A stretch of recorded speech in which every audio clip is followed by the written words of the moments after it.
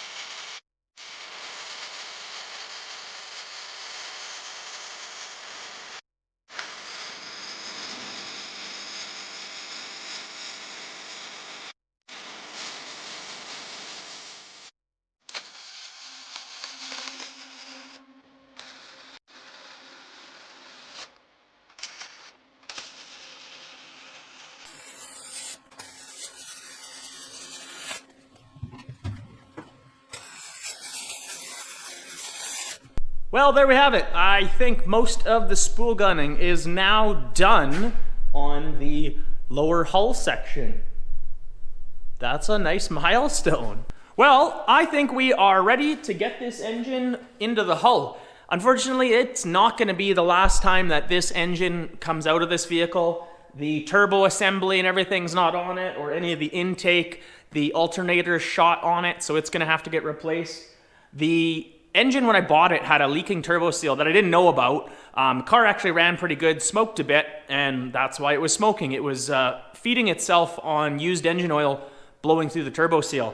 How it didn't run away, I guess it just wasn't getting enough oil, but the intercooler was like half full of crappy oil. So I did manage to get all the intake parts cleaned up because all that used oil had choked the intake down to almost nothing. The last remaining stuff, I bought a brand new exhaust manifold and turbo and everything like that. The last thing is I want to spin the engine upside down and clean all those exhaust ports so that none of the junk or cleaner falls down into the cylinder, or it'll all just drain out. And I really don't want to pull the head on this. It's just not a task I want to have to do. So we're going to try and do that, and hopefully it continues to run really well. These engines are known to go like a million miles. Like they're a very, very durable turbo diesel. It's the 1.9 liter ALH turbo diesel. So anyways, enough talking, let's get this in.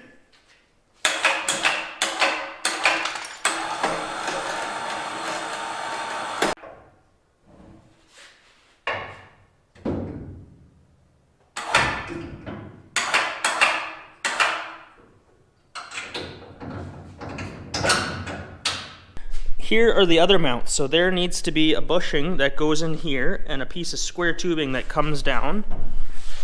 Maybe that's a little bit better to see. So there's going to be a bushing in here and a piece of square tubing that comes down and welds onto here. And then very similar idea for this side. There's going to be a piece of square tubing that comes up and welds onto a sleeve, a metal sleeve where the bushing's pressed in, so that this bell housing is going to support the weight off of these brackets here and here.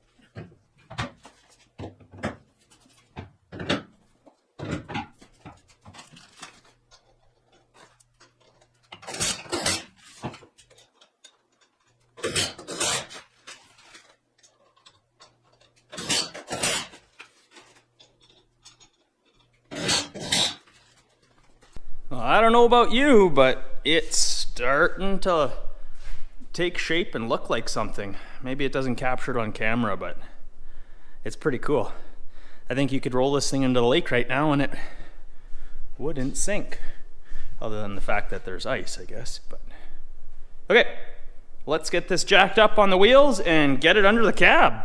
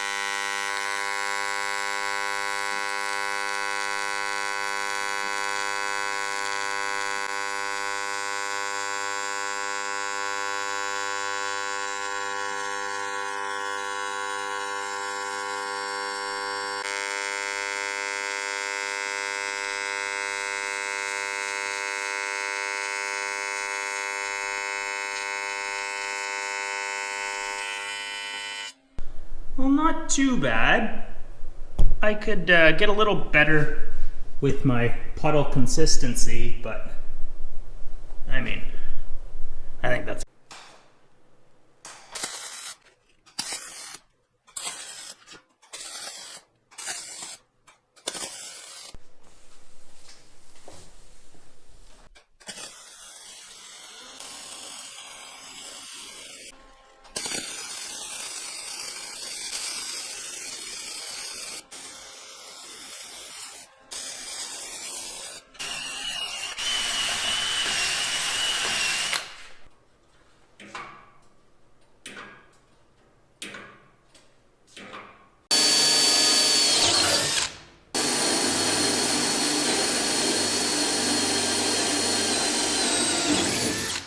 Now I'm just going ahead and drilling out the clearance holes for those bolts, because these were only originally drilled to the tap size hole.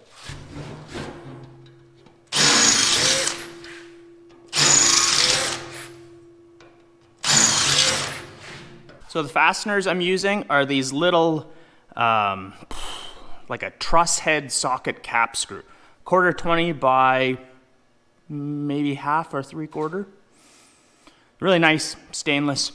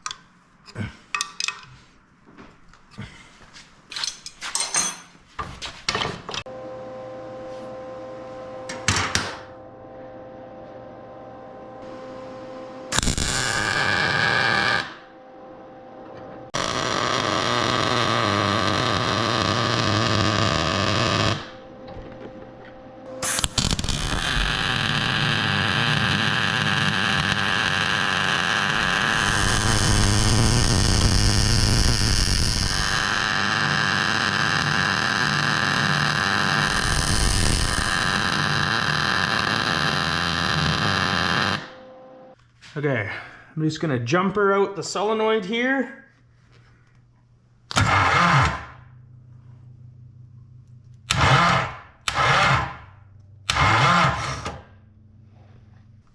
Well, the starter gear there did stick a little bit until the engine made a complete compression rollover, and then it kicked out on its own. So I'm pretty happy with that. It might be on the snug side, but this is a brand new flywheel, so it's gonna wear in a little bit. And I'm pretty confident that I'll be just fine. When the engine actually starts, it will kick out the gear itself.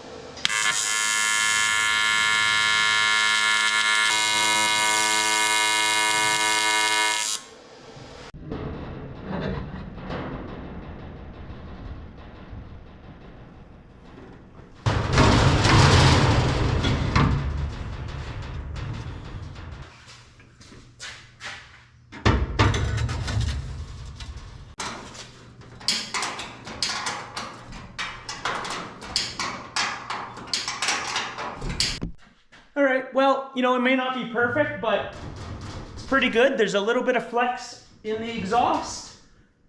And once we get the roof on, we'll deal with that top section but for now, it's pretty much done. We can start and run this engine now. I gotta check one thing here though. Let's make sure the exhaust doesn't smack the jib crane. Oh yeah, almost like I designed it that way.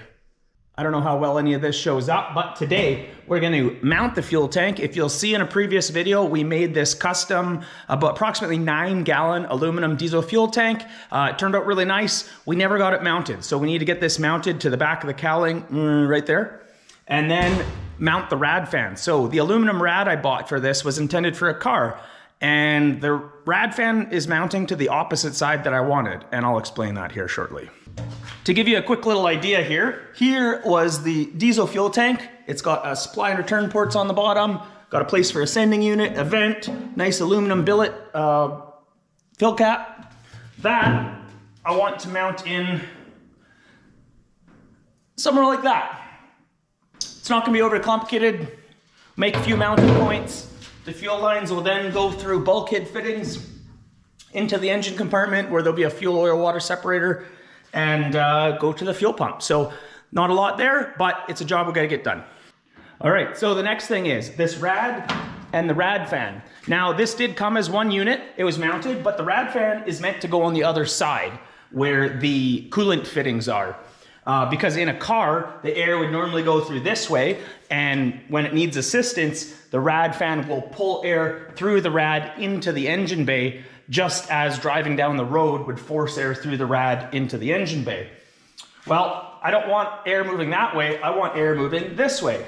And I did think for a second, maybe I can just reverse the polarity on the fan and get it to blow instead of pull. But the design of this fan, these blades, they don't like doing that. They like running in one direction only. I tested that out, and the rad fan does spin the different direction, but the amount of air it moves spinning backwards is like 2 or 3 times less air than if you spin it the direction it's meant to be. So, can't really get away with an easy fix there. We're gonna have to go ahead and mount it on the outside. And this is all gonna eventually get a bit of a guard around it. So it's not gonna be too hard. Aluminum rad, aluminum housing. We're gonna make some tabs off the side, get this mounted up, get rid of the old factory ones that came with this assembly.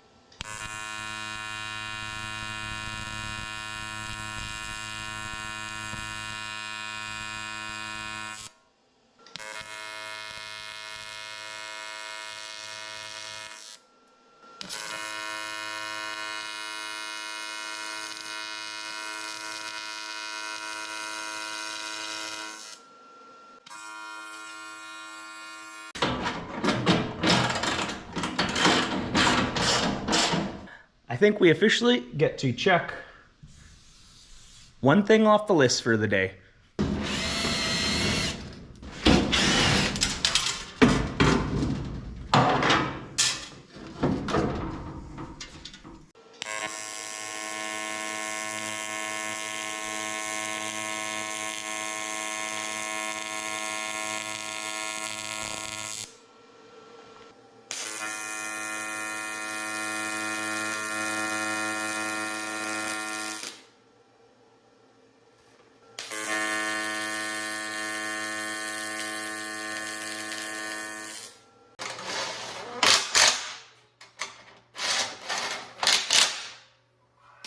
There we go. All right, well, I got the rad mounted again. Everything's really sturdy. It's very functional. Maybe not the cleanest, but it's pretty good. The welding on that rad was a little finicky due to the contamination of whatever paint they put on it, but we got it done. And we also got that fuel tank mounted, which I'm really happy with. So I think we can officially stroke both those items off the list.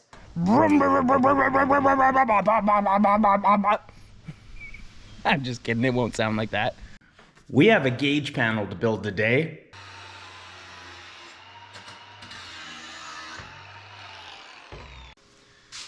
Despite my OCD telling me to cut them in half, exactly the same, I have gone ahead and cut the driver's side panel to 31 inches, and then the passenger is going to be 25, I guess, for a total of 56. The reason I did that is because beside the gauges that I want to see in front of me, there's going to be several switches to control lights and different things, and I want all that to be able to be on one part, one panel. And if I split it down the middle, I was probably not going to have enough room, and some switches would have to be on the other one. And I would like to keep all the electrical to one side, and then the passenger side will just be a finish, cover panel. Because the wiper motors will be behind this as well. So I'm pretty confident this will bug me by seeing a joint that is not centered in the vehicle, but I think it makes sense.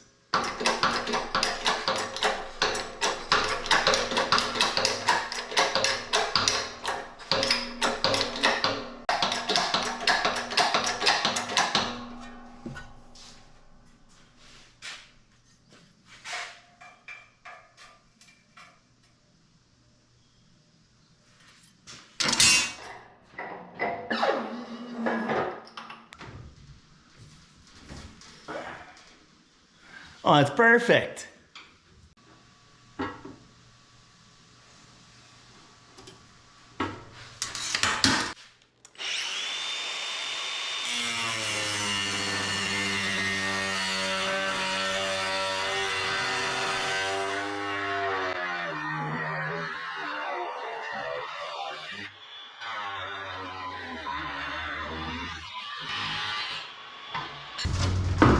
Oh yeah.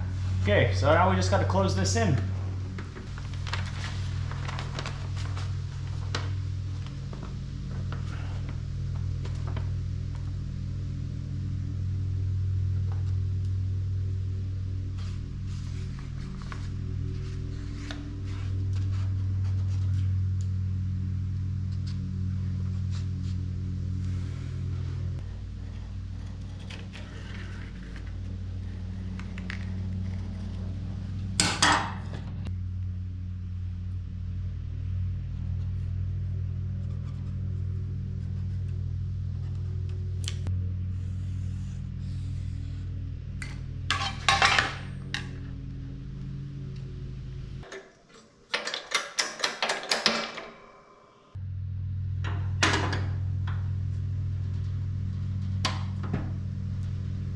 Little extra to trim off there. Now to my favorite part. Let's get welding.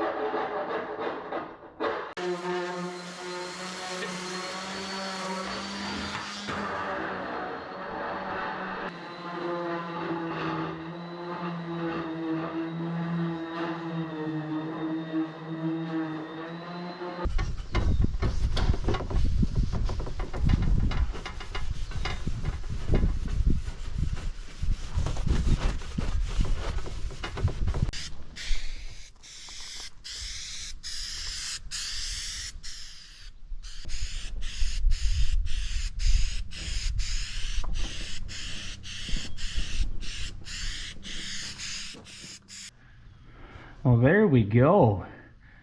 I had to mock it up here. I wanted to see what it looked like. Well, I'm really loving how that looks, so let's pop the driver's side down, knock some gauges in, and take a final look. So the fuel's already in, but we have all the other gauges. Go ahead, get those in, get the ignition, and the auxiliary switches in. Now these gauges are not anything special. They're kind of an Amazon special. I figured gauges is one of those things, if the cheaper ones are gonna work for me, great. If they don't, it's not gonna be hard to upgrade my gauges to something else. I've gone with a standard kind of a 2-inch gauge. I left enough room. If I needed to go to 3-inch gauges, I could. So again, being that this is a prototype, I have to try and save money where I can. It's all coming out of my pocket, and there's a lot of things, a lot of better places to put money.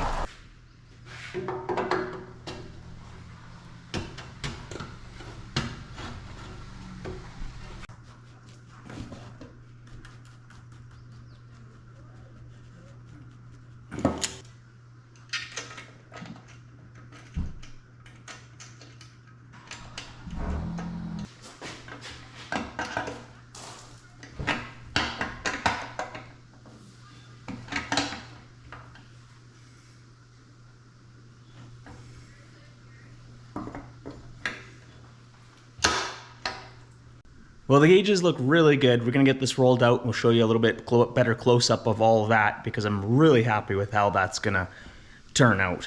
All right, well, because I don't know how long this video is gonna turn out being, I did get in some of the fittings I needed for the fuel tank. In the last video, we got this thing all nicely mounted to the cowling.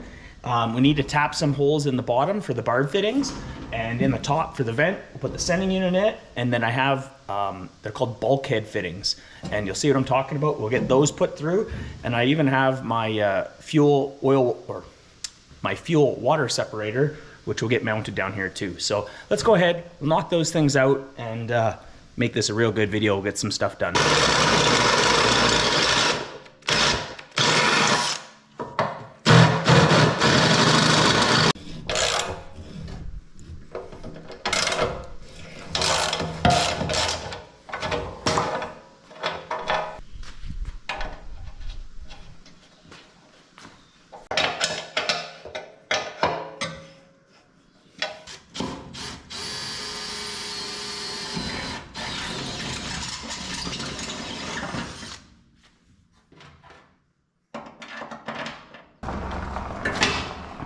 So these are known as a bulkhead fitting, and it's got a fuel barb on either side. It goes through a firewall or some panel, and yeah, it's just a really nice way of transitioning through a material.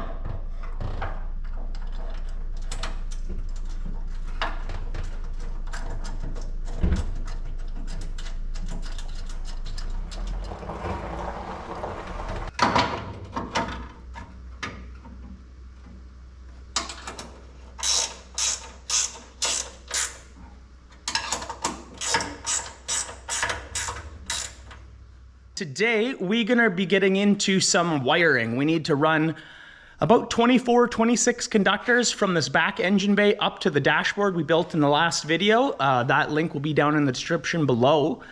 And then we're gonna start making the main electrical panel that'll be back here. So We have pretty much everything we need to get the majority of the vehicle wiring done. There'll be some specific things due to the engine that will take a little bit more time until it gets back in. But yeah, we're gonna get some wiring done in today's video.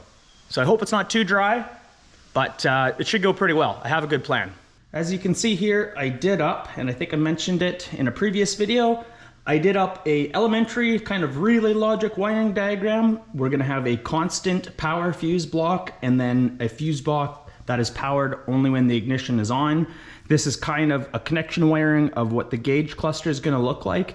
And I have a lot of electrical bits and pieces, some of which are in the vehicle right now, just sort of mock up. So with the setup here on wiring, I'm gonna have a main panel in the back of the vehicle that will have the positive and negative leads from the battery connect in, go to the starter, the ECU will be there, the fuse blocks will be there, and then we're gonna have probably 26 conductors that run up to the dash panel, and then from there, things can wire out to the end of the line devices like the lights and things like that. So like any custom or prototyping project, you do as much design ahead of time as you can because that's just gonna end up with a better product. But there's often things you can't design ahead of time because you need to get all the components in there and see how they interact with one another. Sure, if I completely 3D modeled this, the engine and everything, I could have figured that out ahead of time, but considering this is a one-off thing, it just doesn't pay to spend the time on the computer doing all that CADing work. So I leave some of these things to be field fit. We're just gonna, I have an idea where I want things to go, but we're just gonna take it slow, look at routings, look at where wiring is gonna go, make sure it doesn't interfere with things. I wouldn't wanna run a main wiring harness over top of the engine area and then not be able to pull the engine and have to disassemble all the wiring. So the things that will stay in place if the engine ever has to come out to be worked on will go under it. And then just the engine component wiring will go on it because those have nice connectors. They can be undone and pulled out of the way real easily. So you'd think it's trivial having to think about things like that, but you really do, because there's so many situations of products you buy these days that just never had that time and effort put into it to think about the guy working on it. And since I'm the guy that's gonna be working on it and I'm the one building it, I don't wanna curse myself down the road. So yeah, taking it slow. Videoing wiring probably isn't gonna be the most entertaining, but we're gonna get a lot done on this video. So again, this is kind of what I'm thinking here. So the engine will be in here, the ECU will be there, we'll have a constant power and an ignition powered fuse block. We've got a circuit breaker there, battery's gonna go here. All of our 26 conductors, well 20 of them will come down under the engine and pump assembly over into this rail, and then they're gonna go down that rail to the front of the cab.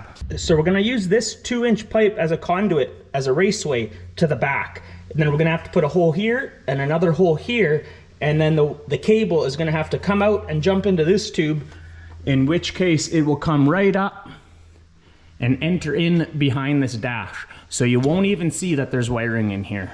20 conductors are gonna come up this side, 6 conductors are gonna come up that side. Now, I don't actually need 26 conductors going to the front and back. I think I only need about 20 right now, but if you're ever building anything, leave room for expansion. There's area to put more switches in, so let's bring the conductors back up there. It's a good way of connecting the front to the back of the vehicle, and if we want to make any changes in the future, it's gonna be really easy.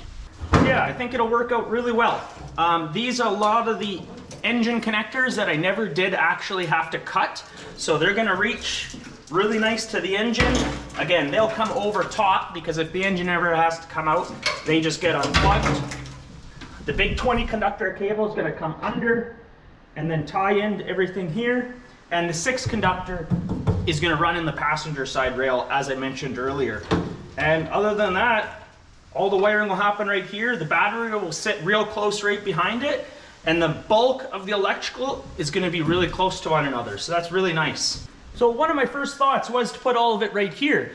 There's gonna be a lid that tips up with some gas shocks, but I figure this area is gonna be a lot nicer to have kind of boxed off, and you can put some extra oil or coolant, ratchet straps, pull ropes, you name it, the things that you need in a vehicle.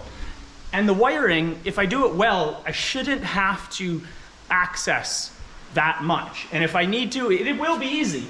I'm just gonna have to climb into the vehicle and go over there and look at all the fuses and stuff like that. The battery we'll be able to get at real quick from the back when the lid's open. So again, I'm not burying the battery far away where I can't get at it. It's gonna be literally right here and the lid will open up. So if you need to put a charger on or boost the battery, it's right there, right at the back. Makes sense, right? So I'm just gonna take a little bit more time, lay some of these cables in place, think about it once more, maybe do a test even with this cable going through the tubing to make sure that it will go through it. I mean, 20 conductor cable is pretty large. And yeah, I'll turn the camera back on once we start actually doing something interesting. Watching me think, although, you know, come on, gotta be pretty awesome. I'm sure isn't that entertaining. I'm gonna do a little more figuring and then we'll bring you back in when we finally get to some action.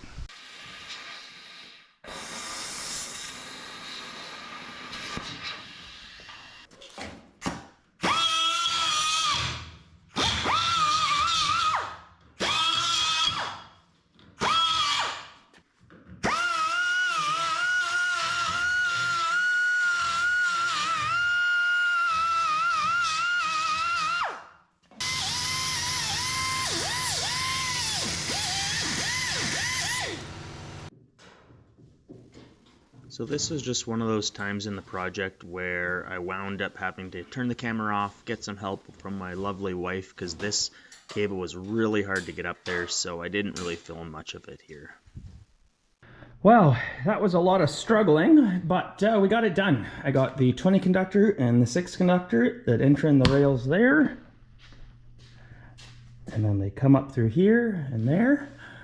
And then they come out on either side up on the top. This behemoth though, that went in 1 inch at a time. It was brutal, but get that back on. We'll have a panel on the inside. It'd be perfect.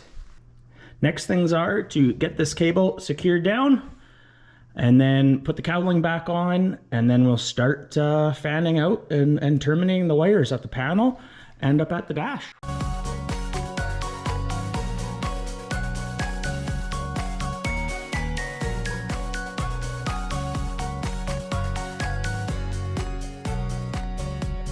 Well, I sure do hope all this works out in the end. I'm putting a lot of blood, sweat, and tears into this, but it's really been a great project to keep my mind busy, and I'm thankful to have a family that thinks it's pretty cool and wants to get it done as well. So, yeah, it's really a nice outlet for myself coming and working on this thing.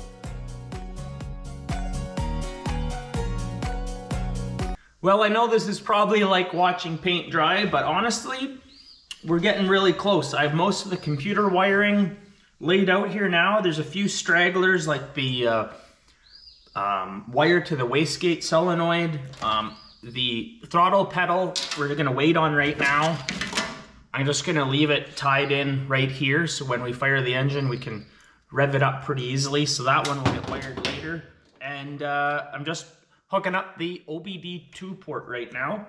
Gonna mount it right under the computer here real nicely, so then we can hook up, and I need to do the immobilizer delete on this, and I think that's about it. Right, well, back working on the Snowcat here. It's definitely been quite a while, but I want to work on this intake, get the intake piping done.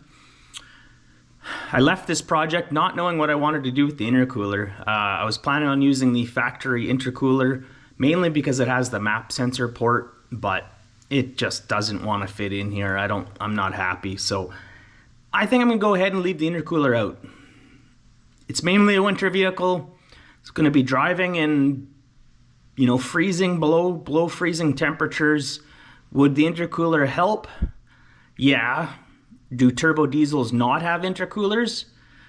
Yeah. This engine is oversized for the pumps I'm using anyways, so even if the intake temps are a little high and it doesn't produce all the power it should, it's really not going to matter. So I'm going to leave them out. Leave the intercooler out. Makes everything pretty easy. So I'm going ahead, I'm trying to do this piping work with the back of the cab out of the way, just because then I can access the engine pretty well.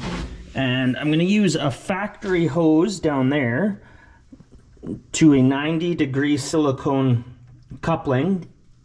And then that means I just have a short section of tube from there to this other factory piece. So on the air filter side, I can take this factory 90, shorten it up a little bit, because right now it hits, and that's going to come up right into here. Boom. Air filter right on top, while the mass airflow will be in there too. And I'm going to put a map sensor port, I think, right down on here. We got two sensors to incorporate in all of this. The map sensor, which is manifold air pressure, and the MAF sensor, manifold air flow. Not gonna be hard. One requires a little bit of TIG welding, the other one really just goes in between couplings, so. All right, well, this is the only section of aluminum boost tubing we have, and one end has, I don't know what you call it, like a bead rolled in it. And you see that on boost tubing so that when you put the clamp on, it can't blow it off. Now, since I only have one end I need to do that on, I really didn't feel like buying the tool for that, so I'm gonna cheat.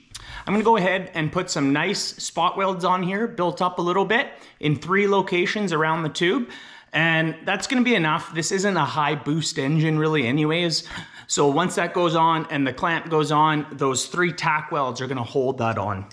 And that's all we gotta do.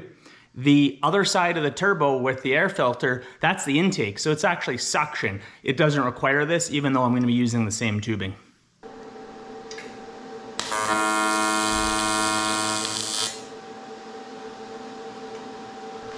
Well, I forgot to turn the camera on for the other ones. But there we go. 3 little spot welds, that's all we need. That's gonna be it for the intake piping for now. From here, it'll come up 90, the MAF sensor and an air filter will be there, but for now, that's all the fabricating we need to do. So this is our boost air. It's a little bit of a hodgepodge. This was a factory piece to a silicone 90, to a straight pipe, back to some factory piece that fit. So, yeah. It's a little ugly, but it does what we need, and nothing rubs. It clears, so it's perfect.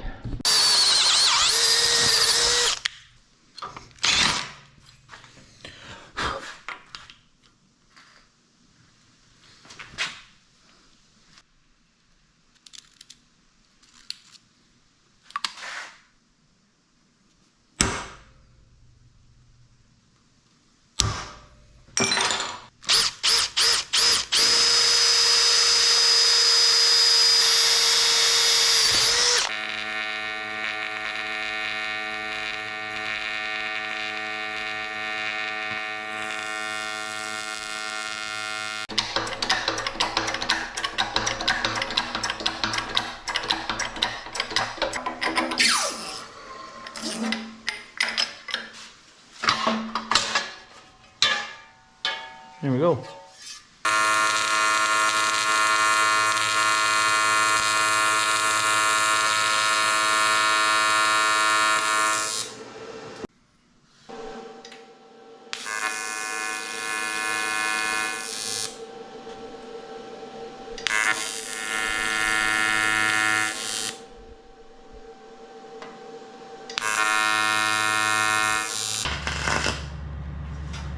Yep, that's better.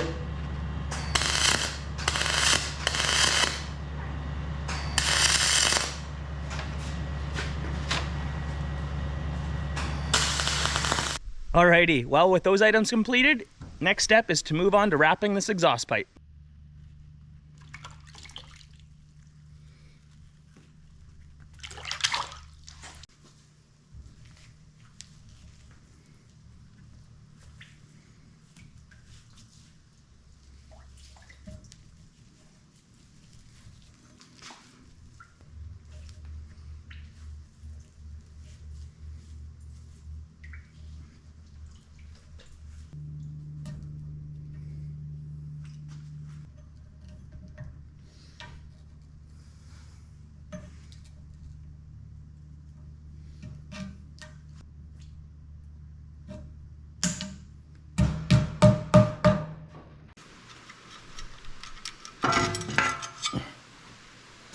Before we pull this off, actually, I need to get a bit of a distance measurement here.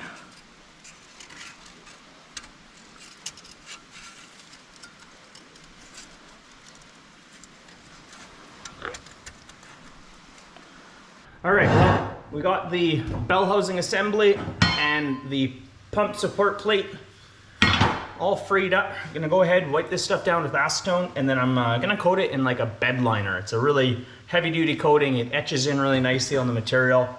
I think it will look good. If you're interested in seeing how all this stuff was built, I have a whole playlist, I think with 27 videos now of basically every aspect of this build. I've made a point to video even some of the smaller aspects because I don't know, I just figure I'll show you guys everything.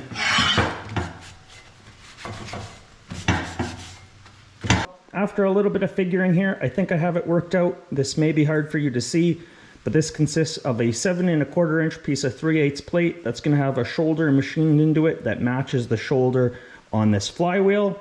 There will then be drilled through holes through here that tap into the flywheel, and that's how it will all get connected. There will also be a bore in this plate that accepts this shaft. We're going to press it in on an interference fit and weld it, and when all that's together, then we'll go ahead and machine the shaft down to the same shaft size as our pump, and then put a keyway in it, and then we'll just make a little coupler to connect the pump to this shaft. So we're going to start by boring that hole in there, pressing this in, welding it, then we'll go ahead and take care of all that machining. So the first steps are going to be get this piece of scrap 3/8 plate. We'll get a 7 1/2 inch circle cut out of it because I'm going to rough it out larger, and that will be one of the final items we machine at the end. So yeah, let's get over to the CNC table and we'll get this started.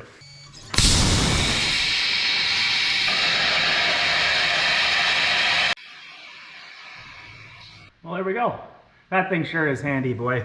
I would have struggled to rough out what I needed that easily. So I'm just gonna go ahead, cut the edges down a little bit with the grinder, deburr it, and then chuck this up in the lathe, and let's get the center bore to diameter.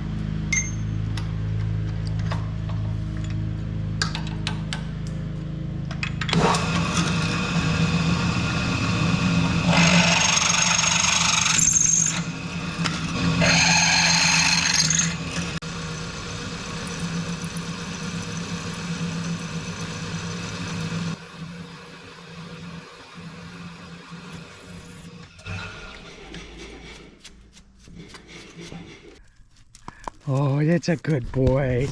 That's a good boy. Yeah. Oh, that's a good boy.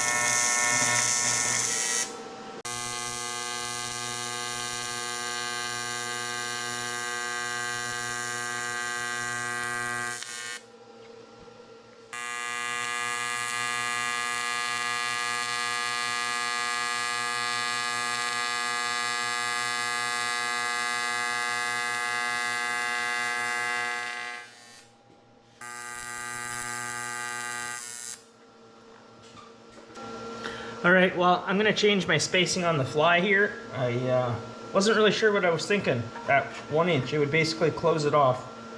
I guess I was expecting more pitch on this.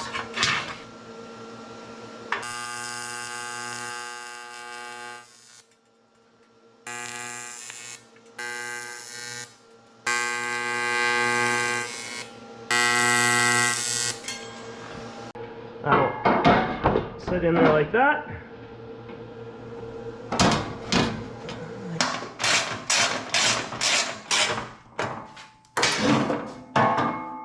Well, I had to set it on here to do it justice. That is looking awesome. I even got the pre-filter material in there as well. That's fantastic. I'm really happy with that.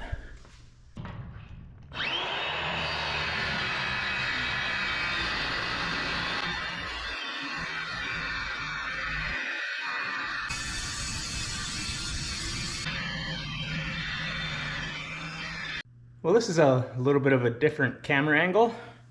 I slid the welding bench over here.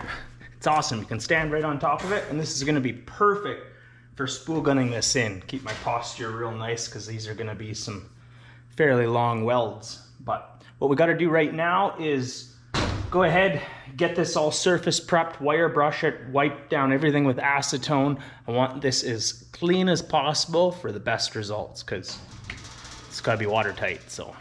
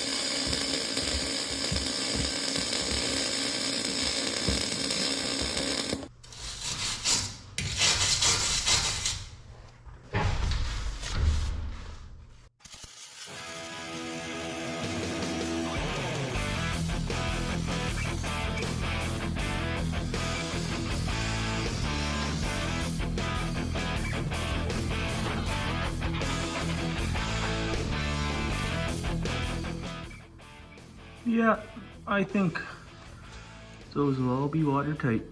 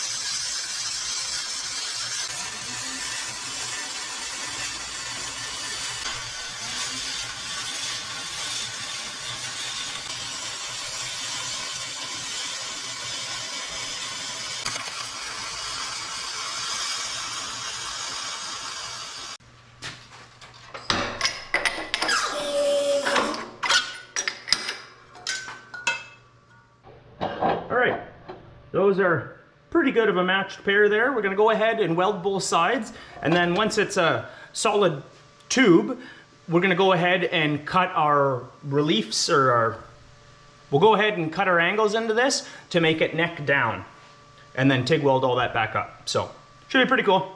Well, let's get welding.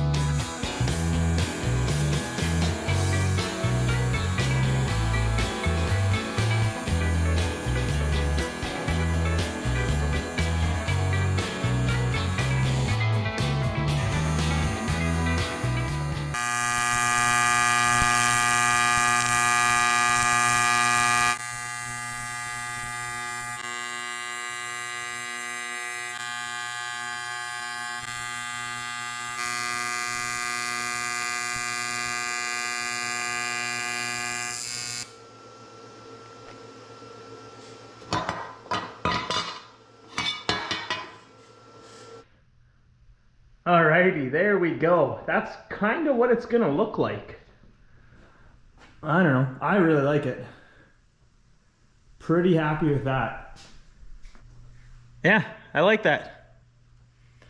So the more I've been thinking about it, I think I'm gonna wait to mount this to the roof extension. It's just a small step, but I want the engine in place and the exhaust in its exact location. That way I can mark where the exhaust pipe's gonna come up really accurately and not accidentally screw that up. So yeah, unfortunately we're not gonna mount that right now. We're really close to getting this engine in for the last time, so as much as I wanna get this completed, I think it's a smarter idea to wait. Yeah. All right, well, I think that's gonna wrap up this video of getting this roof done.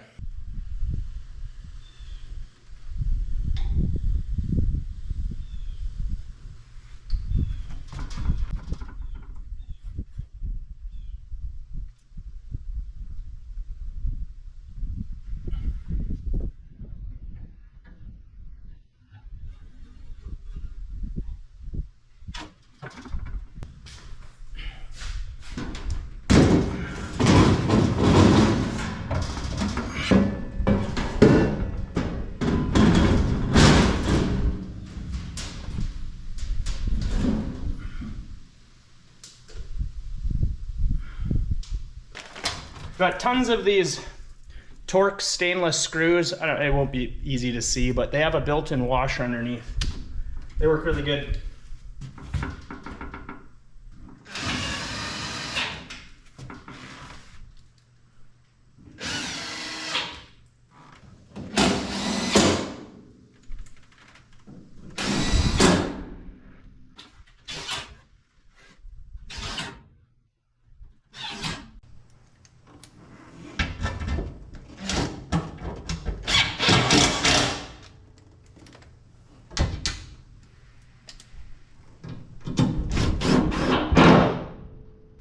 I think we're there. Let's put the bell housing on the motor and drop this thing in for the last time.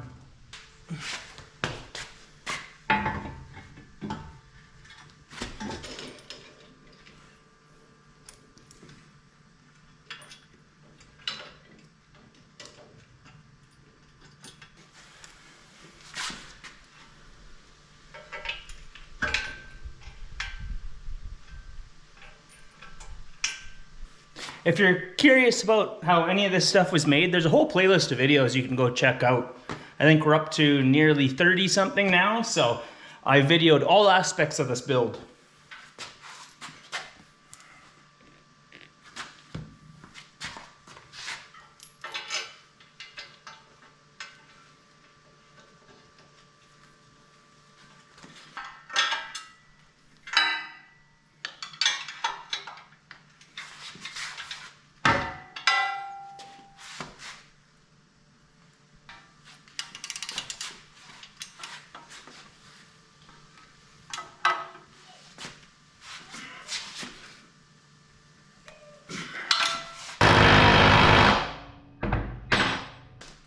I'm putting this pump assembly on, but it's not going on for the last time. It's gonna be coming off to get the coupler in place still. But let's get it on here and see what it looks like. Here, I'll give you a view here. So the pump plate has slots vertical and the bell housing has slots horizontal, so that the pump can be located to the center of the crankshaft. So you can see right here, it's obviously not lined up, but we're gonna have all the play we need to line these two shafts up. Yeah, there's a ton of play in this, and then we have jack bolts on the side to really dial it in, align those shafts perfectly, and then we're not gonna have any issue blowing out bearings or throwing pump seals or anything like that. I think it's gonna work out really well. I'm just setting it in an arbitrary position.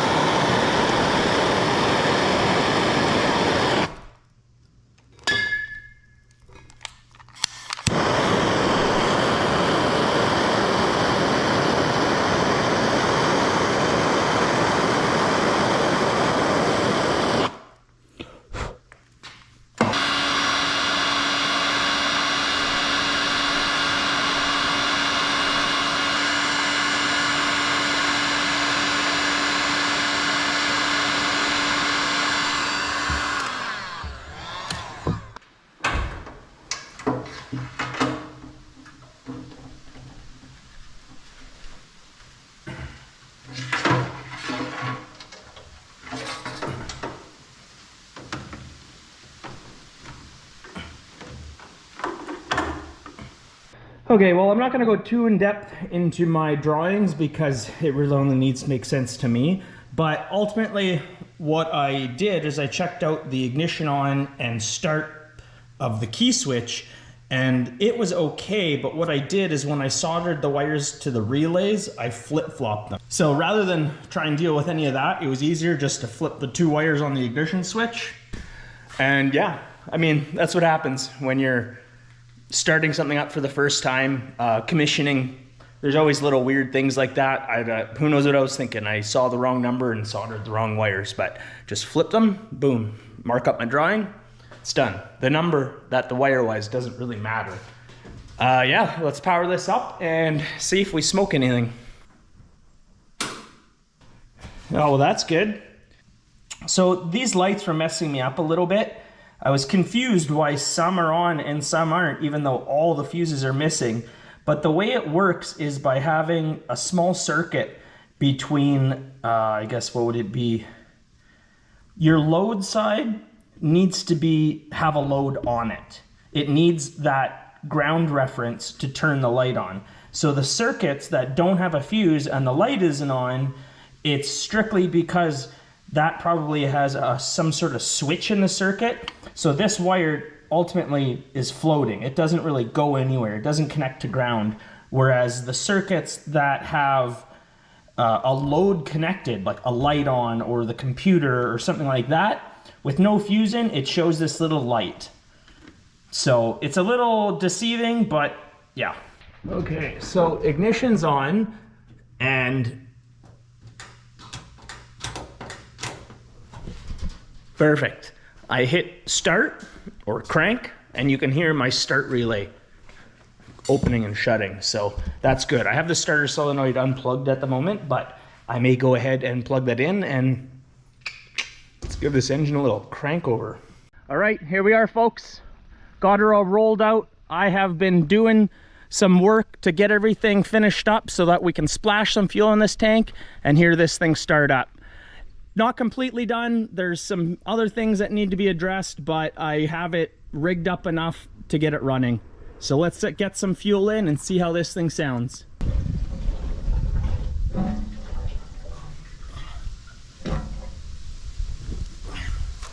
I think this is a little bleeder here.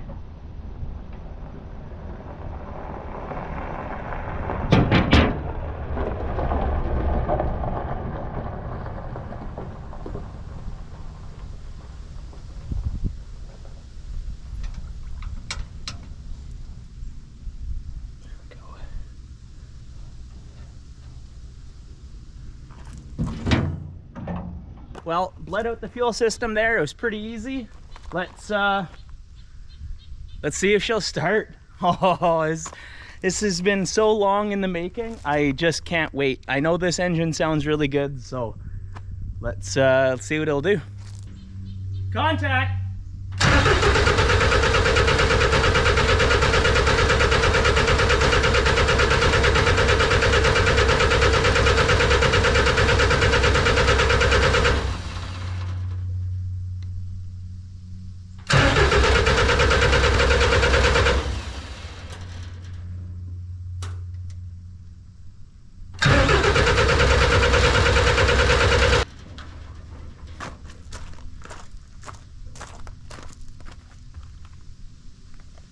I think it's still just working all the air out of the system. I might crack an injector here. Let's see if it's spitting any fuel.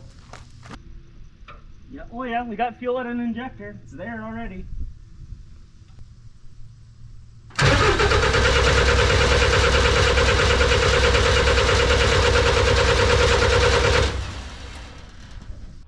Well, it would probably help if you put all the fuses in. So I was missing one on the fuel pump. So put that in. Let's see if it'll go.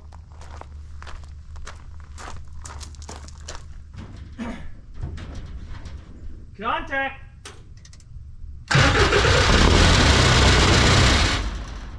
Woohoo!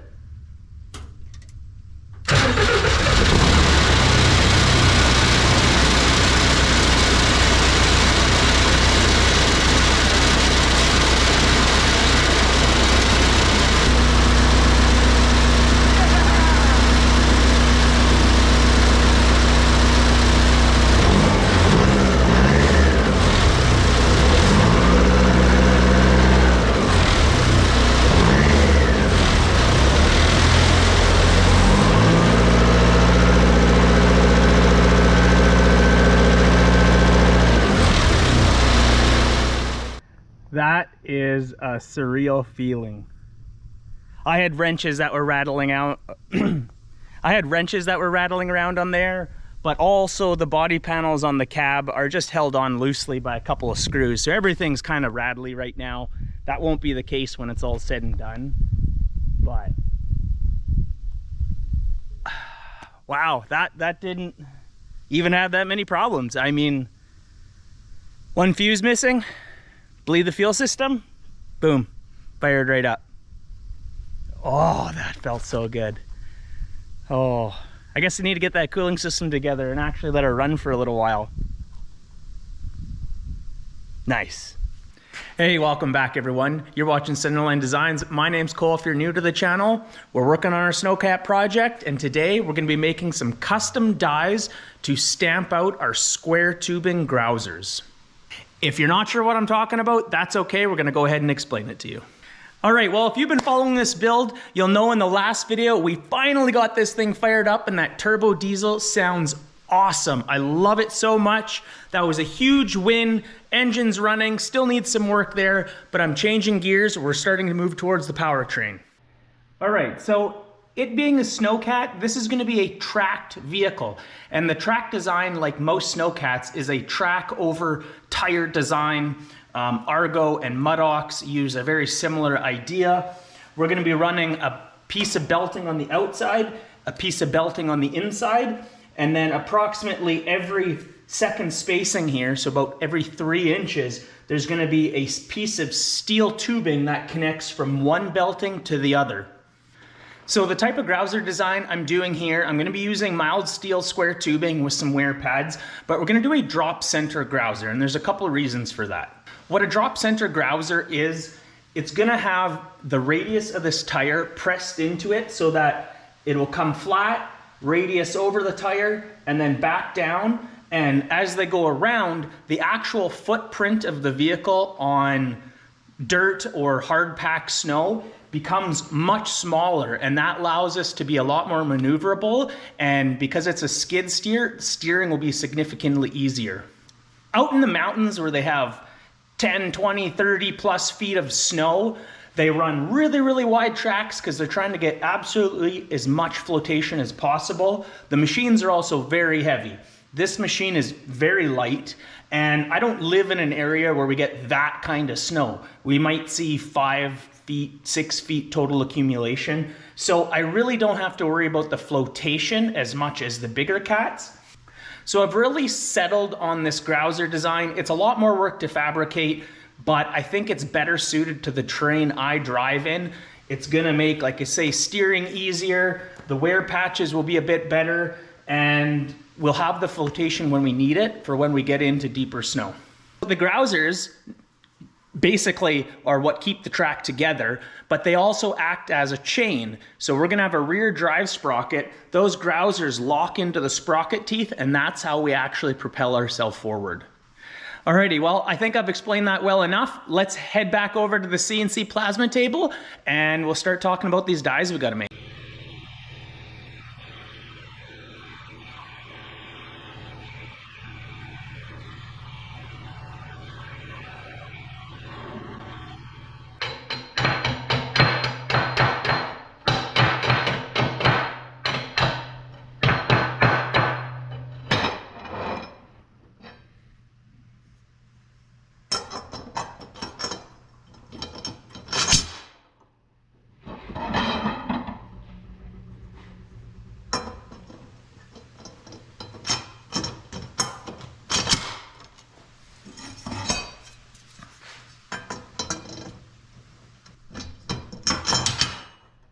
Woohoo! Not too shabby. Oh yeah. Yes.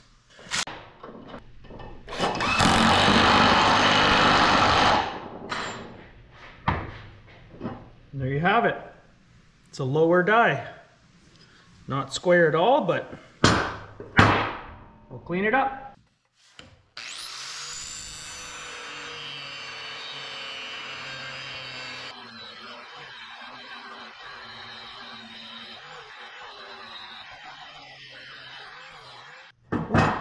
Now it's pretty warm, but that is the lower die. And yeah, looks pretty good. So something else you might be wondering here, and it's not necessarily the camera doing it, but you can see they drop down. I actually don't go flat, I go past horizontal. And the reason is when you're doing any bending, there's always spring back. So you have to overbend to get the angle you want.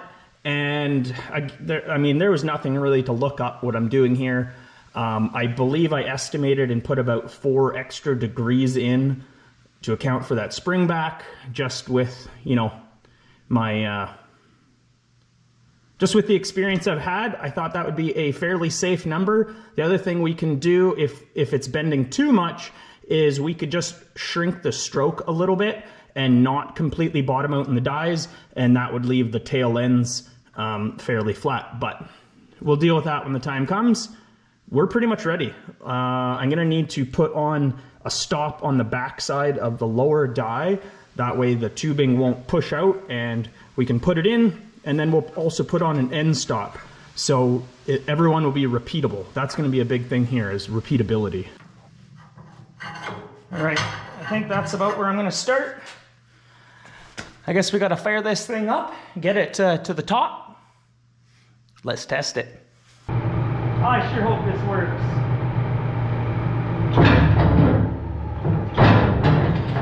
Ha!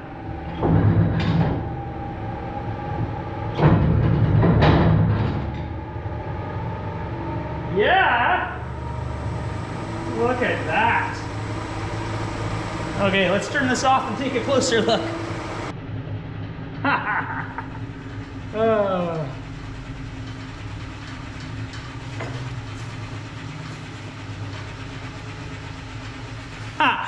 Look at that. You know, sometimes you just don't know if something's gonna work, and it crushed in the tubing a little bit on the bottom. I kind of knew it was gonna do that. Anytime you start bending, it's gonna stretch metal in funny ways, and it's trying to compress metal on the insides of the bends, so it winds up having to cave it in a little. That's not bad. I would accept that just the way it is. Now, as a reminder, these Grousers are going to be made up of 3 pieces. This is the main backbone that's going to bolt to the belting. There's going to be a piece of 3/8 steel that runs from about here to here, so it's going to cover that up, and that's going to be our wear strip. And then on the inside, there's going to be a 1/2-inch round bar that comes and acts as the wheel guides and also kind of bites into the tire a little bit. So yeah, there's a lot of pieces of metal, a lot of stamping, but that is just awesome.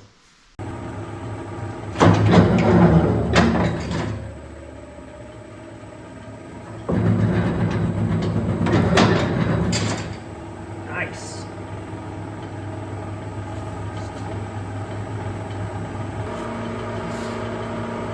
Okay, wear plate, here we come.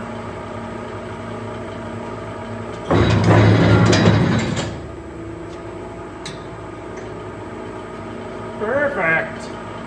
Well, there you go. It worked. Oh, sometimes I do surprise myself. I come up with ideas, don't know if they'll work, but pretty happy with that. It's not perfect. You can see the radius isn't quite what I need, so I'm gonna have to play with that a little bit. I'll try different stroke heights. We'll get that worked out. If I have to, I'll make, you know, a small different set of dies, but I don't think it'll come to that. And yeah, I'm really, really excited with how that's turning out.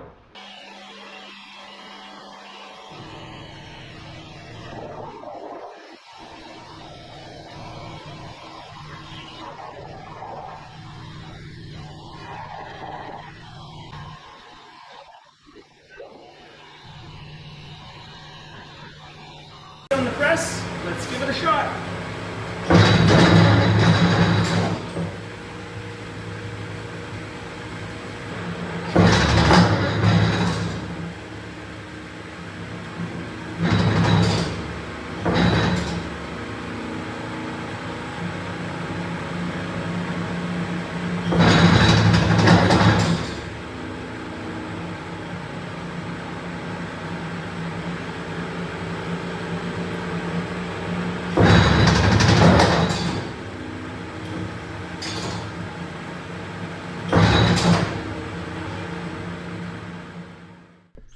Morning, girls.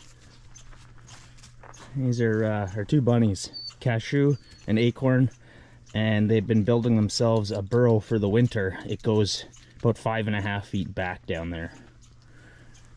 They're enjoying the nice sun. Morning, Taco. Hey, morning, bud. All right, well, this is pretty much what the completed Grouser is gonna look like. There's our halfway point. These are mirror images of one another. They're gonna come down in there, get welded on in a few places. This is the wear patch that goes on the outside, and if this starts to wear down a little bit, we can just put some hard surfacing rod on it, and that will help out. Okay, so this being the bottom of the Grouser, the belting is gonna go on the top side here, which means this doesn't weld to here like you would think it would. What we're gonna have to do, and I thought about trying to get the length accurate, but I just don't wanna have this wind up being too short. We're gonna weld this all on, and then we're gonna make a jig and come in, get a marker, and we're gonna wind up having to cut this right around here. And then there'll be a plate that gets welded on that. The plate will have a hole here and a hole here that lines up with the hole going through the Grouser. And the belting is gonna slide in between the backing plate and the Grouser, and then everything will bolt down nice and tight together. And yeah, it's definitely a complicated way of doing it. I think it's gonna work out really well.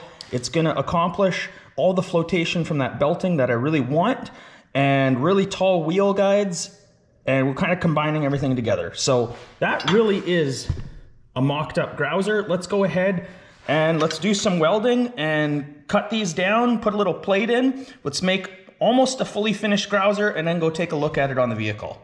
And I think we have our process dialed in, so yeah.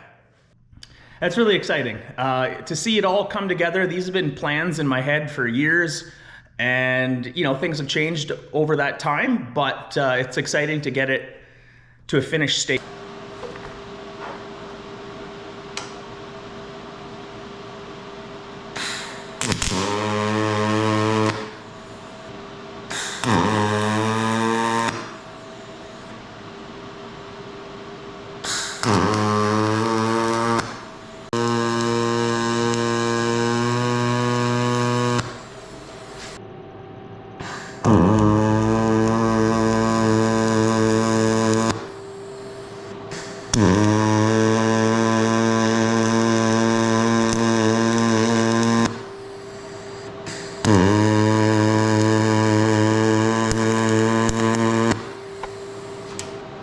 One of the cool things about the pulse spray transfer is there's no splatter. You don't need an anti-spatter spray. You don't need an anti-spatter spray. You don't need an anti-spatter spray. Boy, that was hard for me to get out. Yeah, really nice.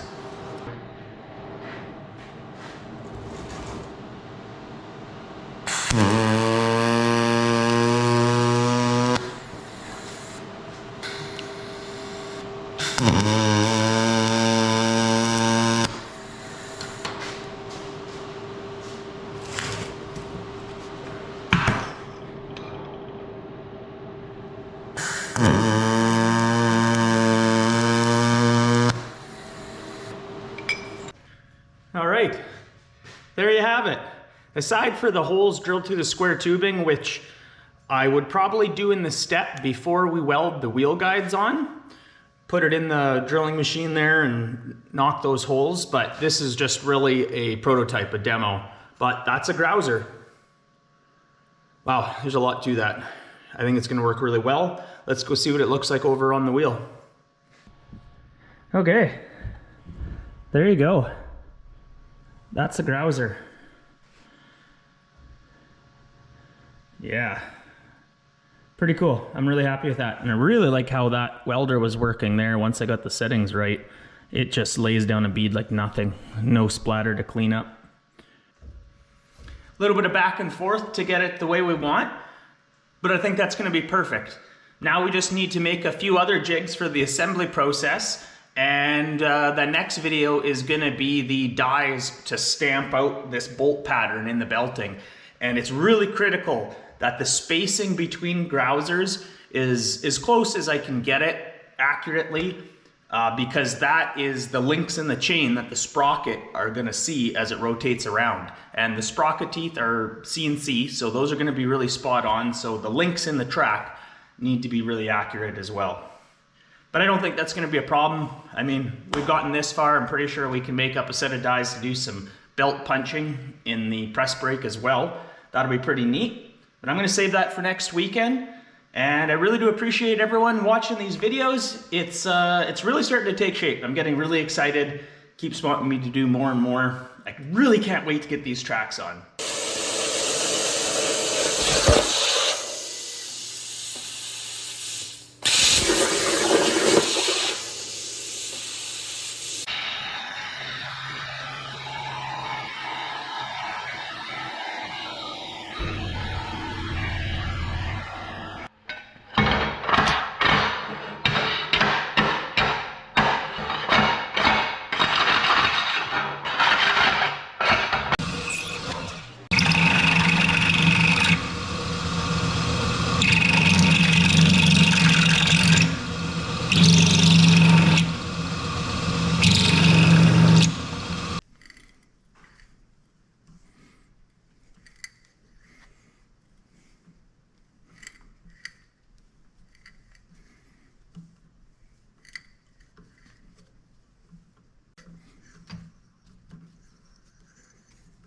Okay, well, we got that little plate made. We can go ahead and get our studs in.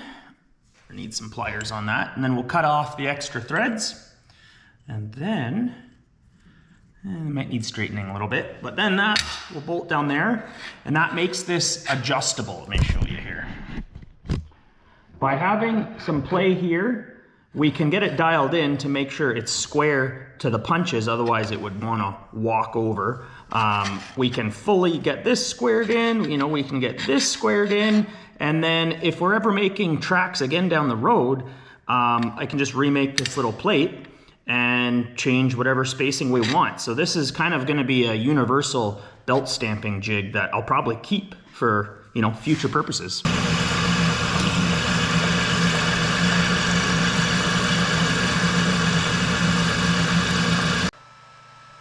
Alrighty, here we go.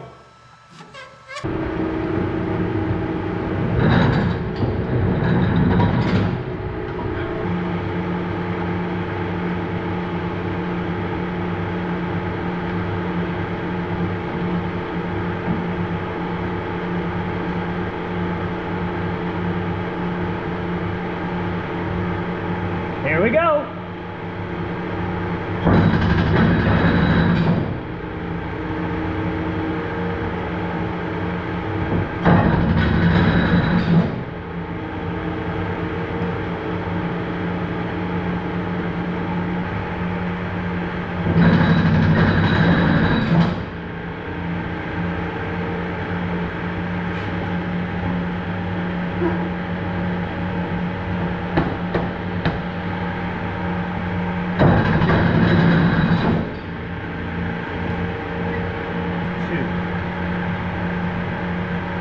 I mean, there's a lot of play here, so that's not an issue. Hang on.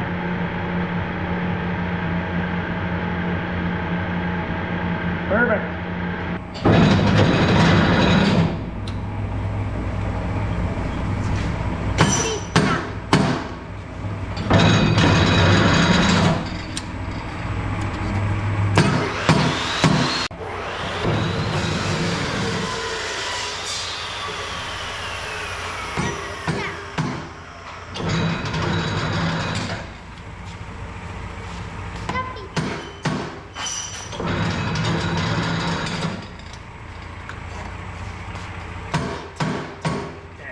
Back up a little more so we're clear, all right? Thank you.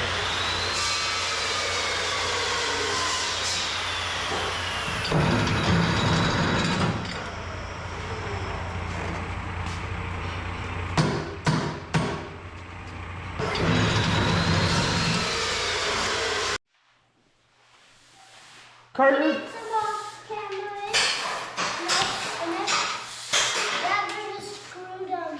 Carter, you helped me so much with that belting. Yeah, it broke. The broken bolt. Hey buddy, you helped so much with that belting.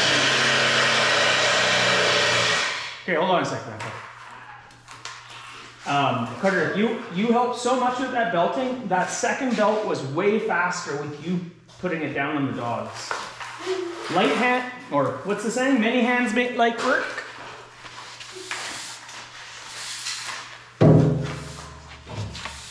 And Carter said all these little pieces of rubber were becoming a tripping hazard, so he said we had to clean them up before we change jigs.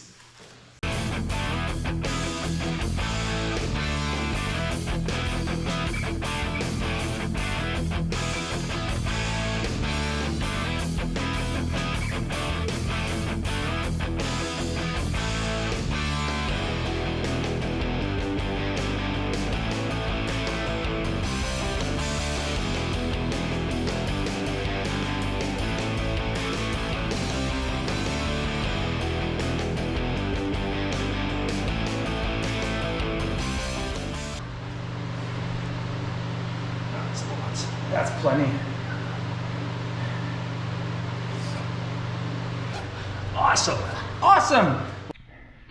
Well, we made a fair bit of progress there.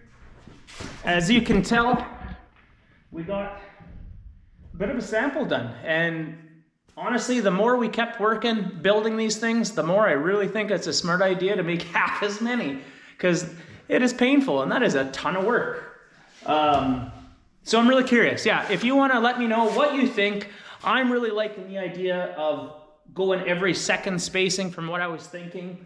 I think it's actually going to allow us, these don't have the wear pads on yet, but I think it's actually going to allow the grousers to dig a little more. If there's too many close together, they're not really going to get to take the bite they should. So I may actually wind up with better traction like this. And there is a lot of positives. My sprockets are going to look a fair bit different than what I was thinking, but that's okay. I waited on making those until the tracks were done because I just thought I should wait. Part of that having less weight is there's less inertia needed to get the vehicle moving.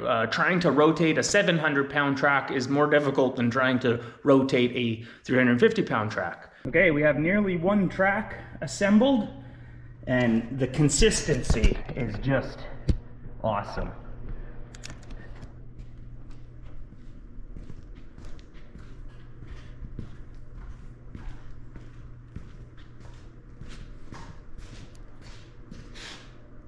Let's get this track mocked up on there. I'm not planning on running a rear tire on the wheel motor. Originally, in my design of the vehicle, I thought maybe I could do that, but I don't feel like going back and forth. I'm just gonna go right ahead and go to plan B, which is really the better plan. It just means more work. And we're gonna make our own polyurethane sprockets for this. What we're gonna need to do is make a hub that goes onto the wheel motor with a faceplate that'll be, I don't know, maybe 13 or 14 inches in diameter. And then we're gonna 3D print 4 segments of a mold, so that'll all come together just because I can only print up to about 1 foot by 1 foot. And this is gonna be nearly 17, 18 inches in total diameter. So we'll print it out in 4 sections. We'll assemble that mold, and then it'll have an inside part of the mold as well. And we're gonna pour polyurethane. I have all the products.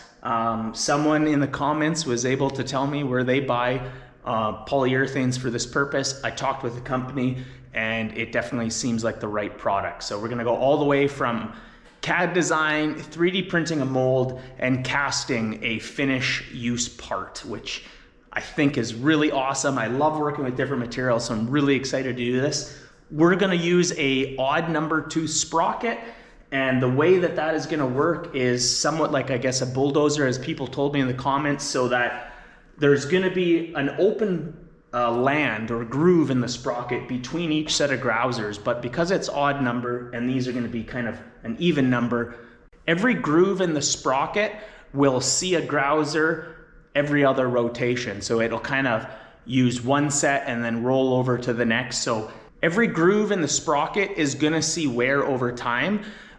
It will just only see a grouser 50% of the time, which works out really well for like just dollars wise, making good use of the polyurethane. And I think that's awesome. It's going to be super cool. This polyurethane can take a crazy amount of wear, and it's really gonna, I think, set this vehicle apart. So that's what we're going to be tackling in future videos. Look forward to that. I'm super excited for this process, and we're getting really close. Well, with that video completed, I really do appreciate you supporting our channel. If you haven't already subscribed, hit that button now. 2025 is going to be a bigger year than 2024. This thing's going to be running, moving. We have so many other projects to come, and I cannot wait to share it with all of you. So thanks so much for your support, and we'll see you in the next one. Cheers.